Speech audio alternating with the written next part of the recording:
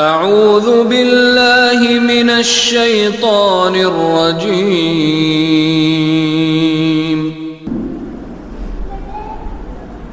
الحمدللہ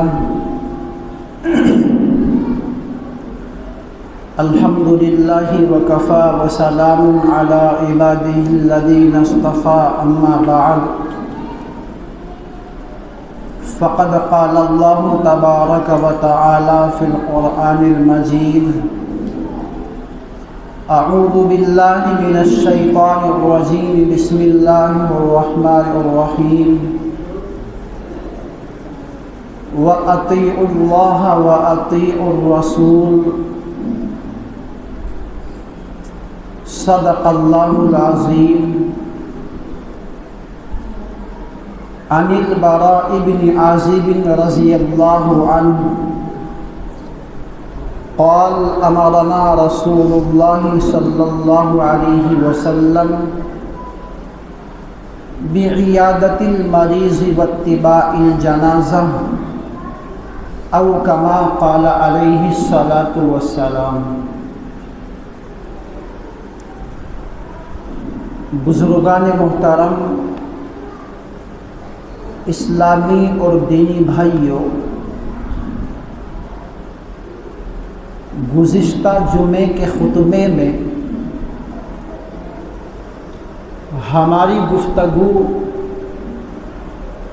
مریض کی عیادت کی فضیلت اور اس کی اہمیت اور معاشرے میں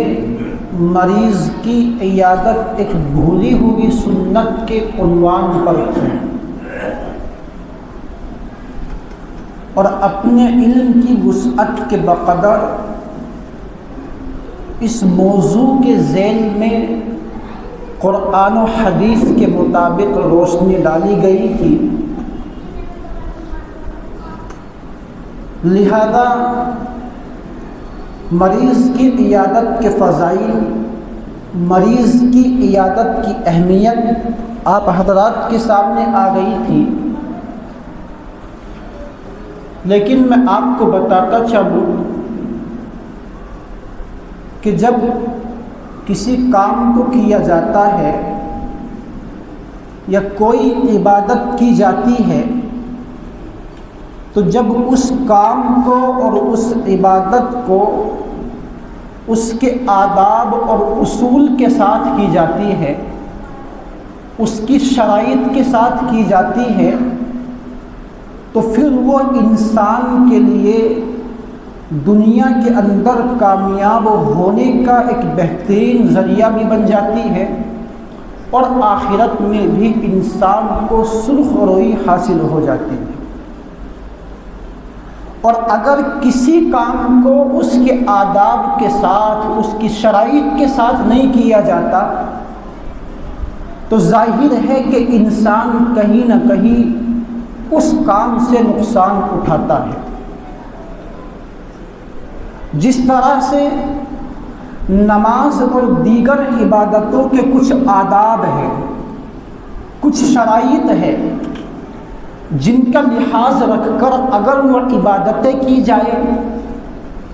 تو وہ اللہ کے یہاں قابل قبول ہوتی ہیں اور موجب اجر و ثواب ہوتی ہیں،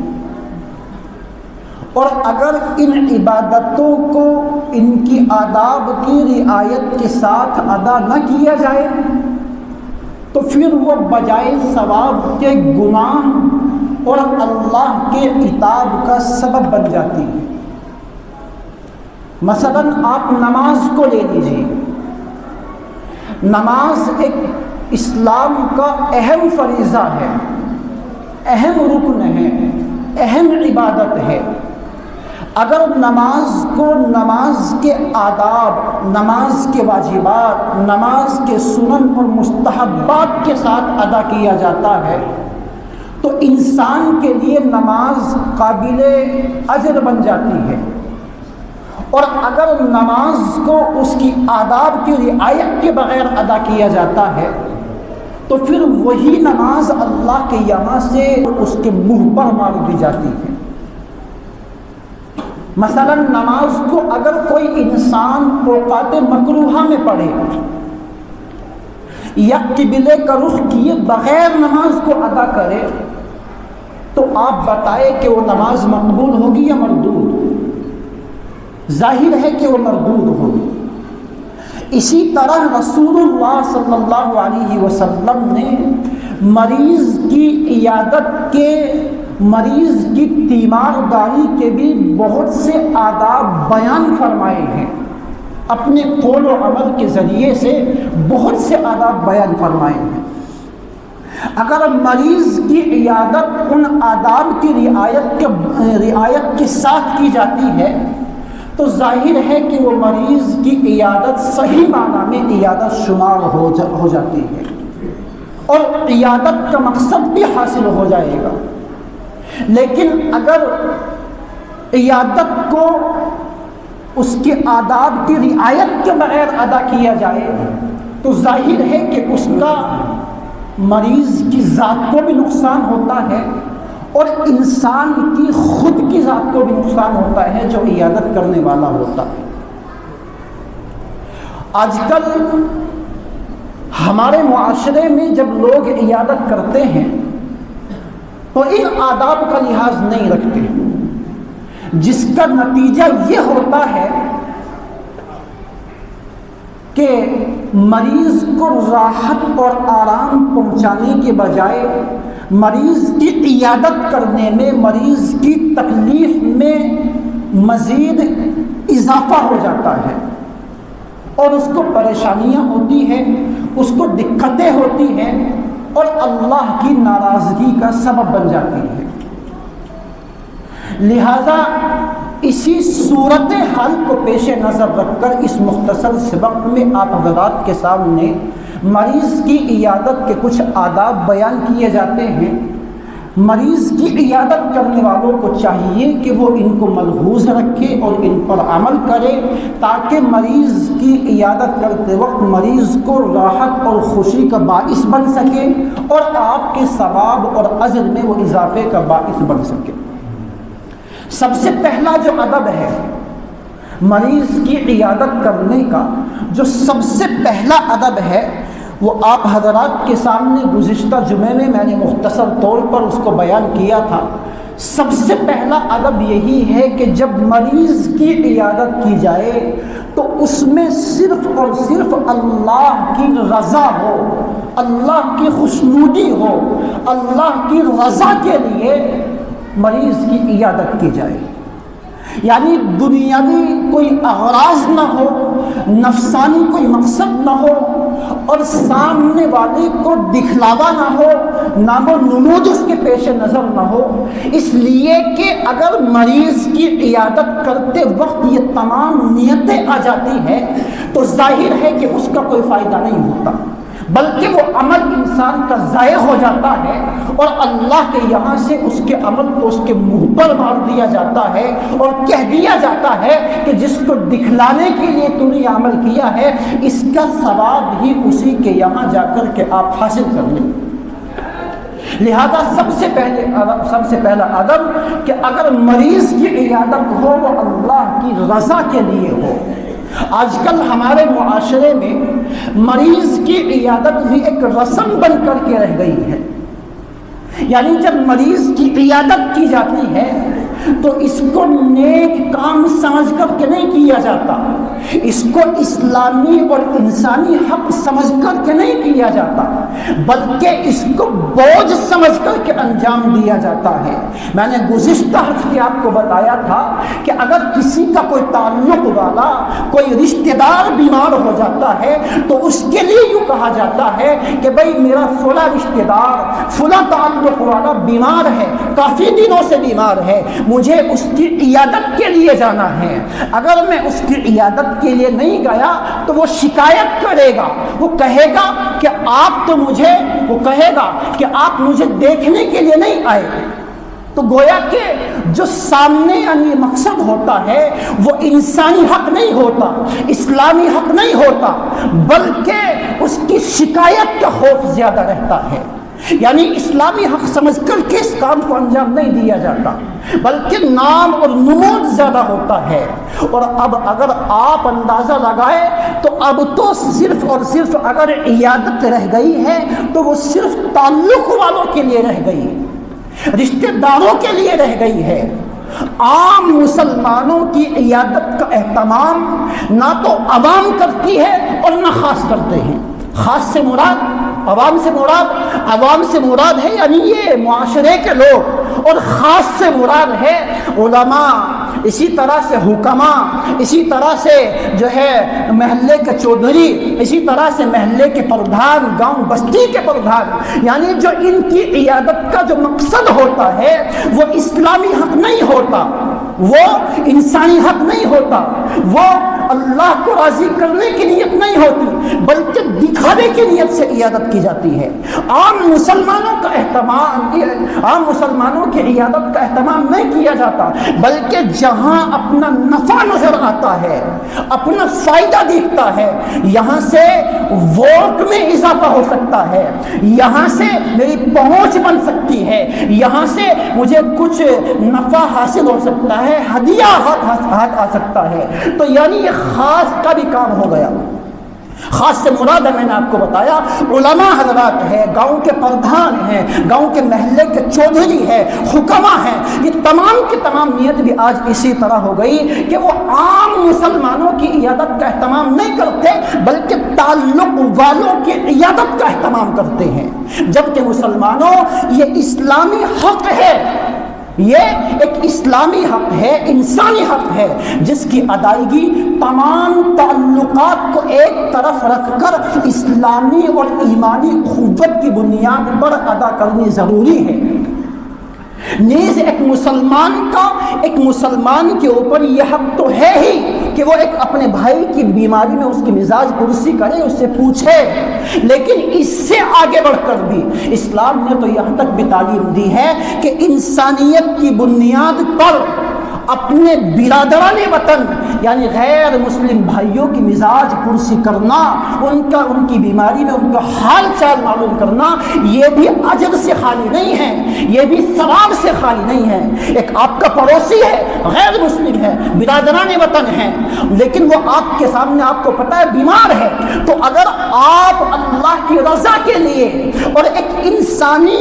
بنیاد پر، انسانیت کی بنیاد پر آپ اس کا حال چال معلوم کرنے کے لیے جاتے ہیں، تو یہ بھی اللہ کے یہاں سے اجر و ثواب سے خالی نہیں ہے۔ اور اگر اسی میں تبلیغ اسلام کی نیت کر لی جائے تو نور علی نور کا مصداق پھر یہی عمل بن جاتا ہے۔ تو سب سے پہلا حق، تو سب سے پہلا ادب مریض کی عیادت کا ہوتا ہے، وہ یہی ہوتا ہے کہ صرف اور صرف عیادت جو کی جائے وہ اللہ کی رضا کے لیے کی جائے، کسی تعلق کی بنا پر نہ ہو، کسی رشتہ داری کی بنا پر نہ ہو۔ ہاں اگر اللہ کی رضا کی نیت کے ساتھ ساتھ رشتہ داری نبھانے کی نیت ہے تو اس میں بھی نور علی نور ہے،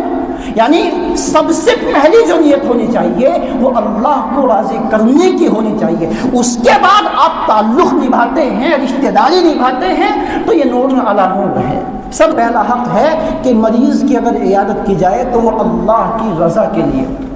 دوسرا ادب مریض کی عیادت کا یہ ہے کہ جب مسلمان کی عیادت کے لیے جائے تو وہ باوضو ہونا چاہیے۔